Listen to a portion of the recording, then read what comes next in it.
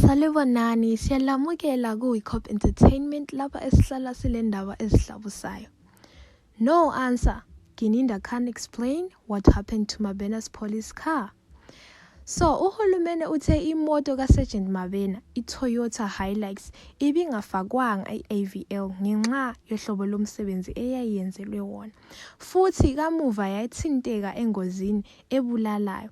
Kodwa abameli bokuzivikela bathi le ngozi ayihlangene nokuphendula umbuzo oyinhloko. Kungani kungekho AVL data? Bathi akukho lutho embikweni lukaGininda oluchaza ngokuqondile ukuthi kungani ulwazi lungatholakali.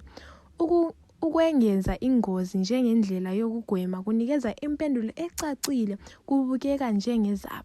Uma imoto ibingafakwanga i-AVL, lokhu bekumele kushiwo ngokusobala. Lokhu kufihla kufanekisa uphenyo olungenankathulo nolungenabo ubuqotho bokugcina iqiniso.